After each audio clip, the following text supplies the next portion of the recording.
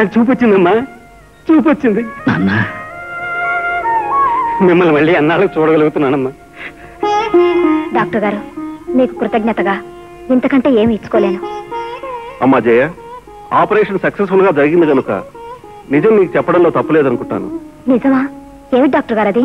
నువ్వు కృతజ్ఞతలు చెప్పవలసింది నాకు కాదమ్మా, రాజాకి. అవునమ్మా, నీకు అబద్ధం చెప్పమని ఆపరేషన్కి అయ్యే ఖర్చంతా అతనే భరించి మీ నాన్నగారికి చూపు రావడానికి కారకుడయ్యాడు. ఏమిటి, నీకు జేసీ ఫైనాన్సింగ్ కంపెనీలో ఉద్యోగం వచ్చిందా? నిజంగానే అన్నయ్య? అబద్ధం నేను చెప్పొచ్చేమో గాని నీ చేతిలో ఉన్న అపాయింట్మెంట్ ఆర్డర్ చెప్పలుగా జయ. మరి నువ్వు బిఎస్సీ పాస్ అవ్వలేదు కదా? అది 6 నెలల కిందట మాట. మొన్న సెప్టెంబర్లో నేను పరీక్షకి వెళ్ళాను. ఫస్ట్ క్లాస్ లో పాస్ అయ్యాను. అంతా ఆ దేవుడు దయ అన్నయ్య.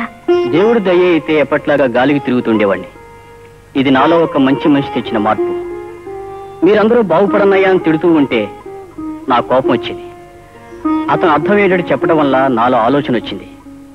ఆ ఆలోచనతో నన్ను నేను ఆత్మవిమర్శ చేసుకున్నాను. నా బ్రతుకు నేను బాగు చేసుకోవాలని నిర్ణయించుకున్నాను. ఆ మనిషి ఎవరో తెలుసామా? రాజా.